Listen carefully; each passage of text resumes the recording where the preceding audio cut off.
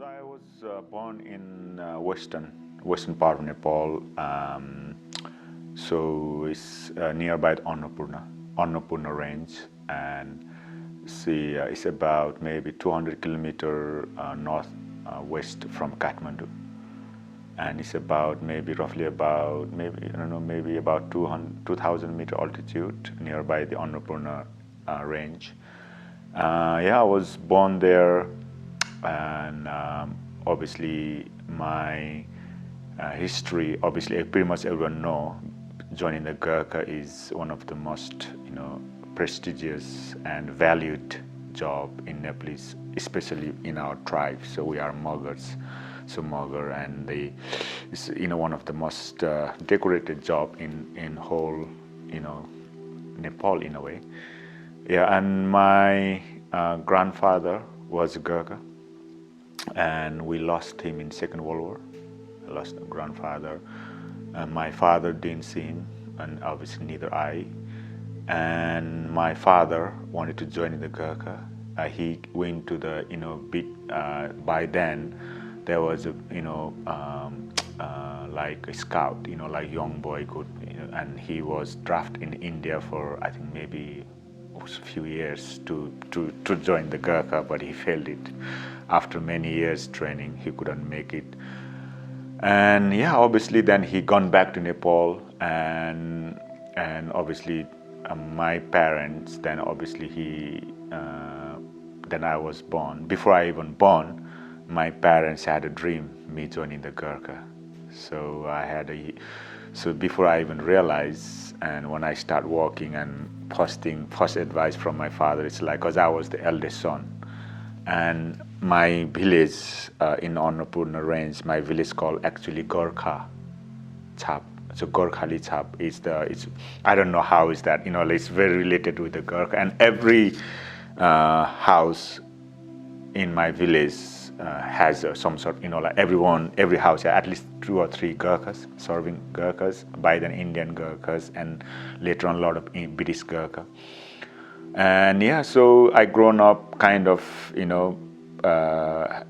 my, like I say, parents' dream, joining the Gurkha, but at the same time, Nepal is a very traditional and huge and cultural religions and all the belief, So being a first elder son in our community, I had to take over the spiritual and worship and the, kind of traditional and culture part. So I end up growing up with the hugely understanding the Buddhist and Hindus and also shamanism, which is the culture and traditional the way we grown up, and then I start doing from very young age every morning, like cold shower, worshiping the kukris, worshiping the tree, sky, water, everything we worship, the nature, and our traditional value is we always connect with our ancestor, and we live in their blood, and we are very close to nature, and also our pride and the bloodline is with the Gurkha, serving, like that's the pride and value. And however, after age 19, I tried the first time to join the British Gurkha, and I failed. I think that's the actually first time in my life, as a young kids, you can imagine, I feel like I trashed my parents' dream, including my dream, being a young boy, and it was the probably first time it triggered me what is to be a failed. But at the same time, maybe first time I realized that the failing is not actually failing until we quit, until we give up. So the day I fail, I reflect and meditation on it. This is one of the things we've grown up in Himalayas with, massively part of a culture and ritual and understanding the value of society. When I failed, I realized that sleeping, the guys on sleep on the left and guys on the sleep my right on the British camp over my 3-month training selection process, and both of them pass. And so like, holy, I am the only one sleeping in the middle and fell. And I had a huge reflection, but at the same time, even though, sometimes you feel like your mind give up, your body give up, your whole dream is collapsed, but within you, something still there to drive, something beyond ourselves. And I realize, I see both of them spending time and doing the selection for the Gurkhas, and they flew to the UK, and I was carrying my bag and getting back to the Gurkhas full of shame and like crash dream. But at the same time, what I realized, I had opportunity to do again, and I said like next year I'm gonna cross this one. That's actually failing is give me so much, energy and power within me to, improve more and work hard. And the same day I start working so hard, and then 1 year later come back, and then in my mind there was no duality, there is no failing. I was like, I'm gonna do it and I'm in it. So yeah, and then just still remember the like Doku rest, and then we had like 20 people, and I see within the 20 people only the first 3 will pass, rest of them will be failed. And like more than, I don't know, maybe more than 20,000 applicants every year when I was there in 94, 95 when I applied, 30 years before. And just run, run for the life, don't think anything, and just run and do your best, everything, momentum, keep going. And yes, next thing, life is different. I made it. I think I made my parents happy, and including my dream, and that was actually my area news that year. Like Krishna joining the British Army with that tribe, and then it's huge, massive respect in so many ways in the culture and community. And my parents, and they are very happy, and still. 30 years now, I bought the place, and still I have got 5 families in the same house. I bought them, and my parents, I got 3 siblings, all are married and kids. Now we are 26 of us living in the same house in the money I bought them, and it's great, and almost like it's a lot of responsibility, when being a Gurkha. Is you are one hand you are a fierce fighter. You work for your country and legacy and your forefathers and save our ancestor history and legacy. But at the same time, we got responsibility looking after our kids, our family, and especially in our traditional look, we are responsible for our parents, their health, their wealth. But power comes with responsibility, and responsibility vice versa. And we need to work hard, and working hard is actually a God for us. And believing and family, love, and the commitment is probably the best thing in life. Now I'm almost like nearly 50 after 30 years of service. Never regret a single day in my life.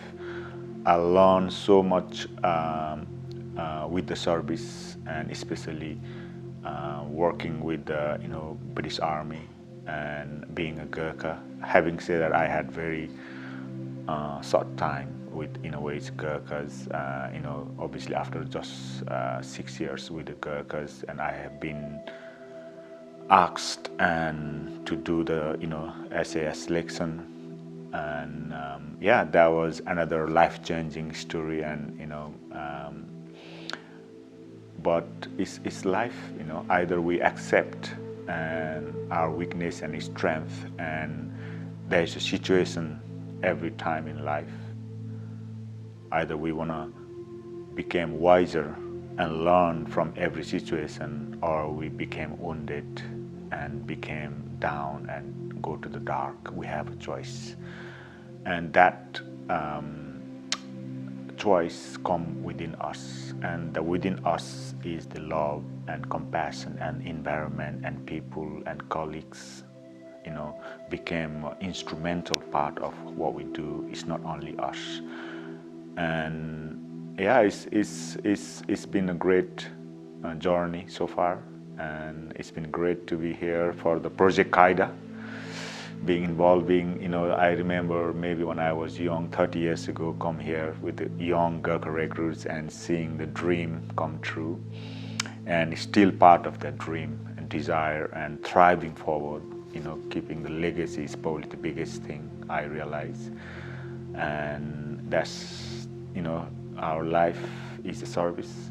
Service, and having the right vision and having the right desire and dream is even more important than what we do today, and that will give us through only the grace, through only the discipline, dedication and devotion for our dream and desire, and that will lead us to enlightened being who we are. Only what can we do today.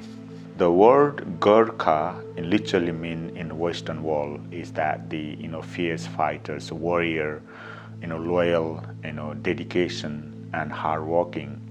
But in the pure Sanskrit word, in Nepalese, like the original oldest language Sanskrit, Gurkha is a three word. Go is the cow, R is the protector, Ka is like the protector of the earth, of the cow. So in 1,000 years of the Gurkha, we believe in Gorakhnath is a god, the earth, energy and the space. Between the earth and the space we exist. Those who protect that energy is a Gurkha. So also who sees the danger coming in and protect others is the word of Gurkha. So actually the Albert Einstein said 300 years ago, if the human being ever evolving for the medicine, they should always evolve for the vibration and sound. Because the word Gurkha is so powerful, is the go, is the word without alternation of tongue. Yeah? R is a raw, which is like roar of the tiger, roar of any animal's living creature. That is the sound of protector. That is actually the meaning of Gurkha mean. So that is the now the Western meaning and the Sanskrit meaning, or the very ancient word wisdom, and also the sound and vibration. The word Gurkha, if you start saying that, is itself protecting the energy within us.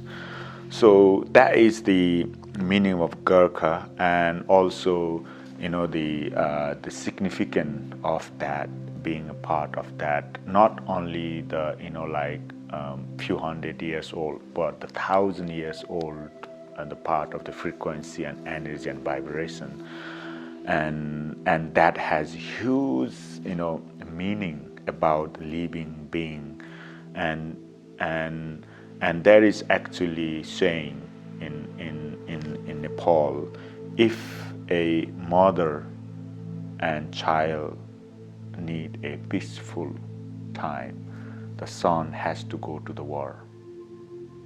If not, the next generation has to face the war, because it's like big wave in ocean.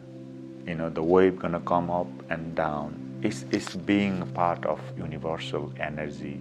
It's being a part of the law of enforcement, or the universal law, because there is always a time come, different tribe come and up and down.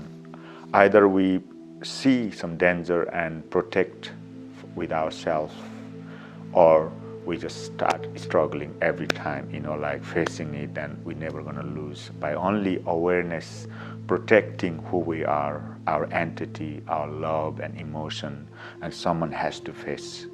That's the truth. Being alive is part of facing the challenges. Like I say, now we have a choice. Either we became wiser and seize more and protect ourselves, or we suffer more. So So that's why I think the spirituality is the understanding of our within us and the sound and vibration and see the danger and protect our loved one. The country hold our family, the country hold our community, and our who we are to protect. I think we have to face it, and that's what the real spirituality and science and sound of the Gurkha. Kaida is the way of excellence for me. Whatever we do, it can be a Kaida. You can use any terms in a life, or in a business, or in a love, or in the family environment. But when you talk about the project Gurkha Kaida, then what is the way of the Gurkhas in their essence and in their best? Because I think Gurkha's Kaida is so unique. It's the wisdom. You can't learn the wisdom. Either you appreciate and realize, and then you became that.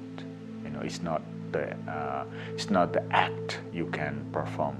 It's the way of the Gurkhas, and that only come with the 100 years of genetical and then the biological way of performing, because it's hard to express like how to be a Gurkha, even though then you have to be Gurkha and be part of that. Then you have the process of being excellence, and you have to be perform the way you are.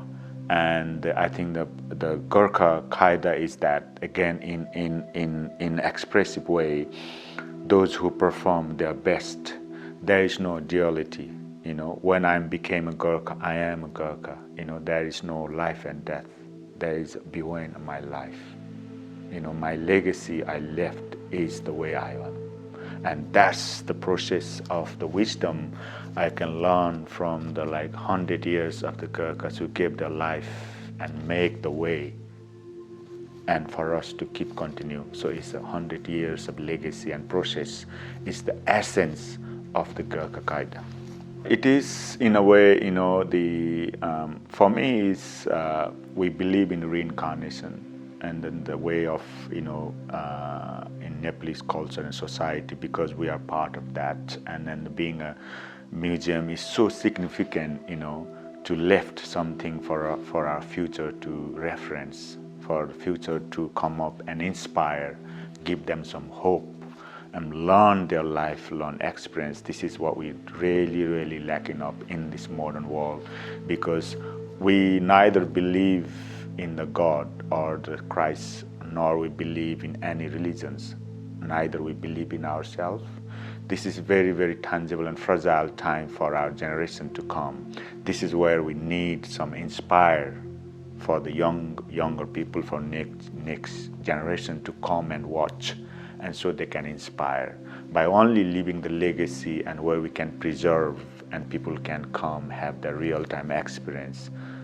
We need to have some sort of place, and I think Gurkha Museum plays a vital role, and it's been it's my great honor and privilege to be here and have do some whatever support I can give, and so that our generation to come, even after we gone, they can come and see the Gurkha Kaida and the way of essence of the life of the Gurkhas.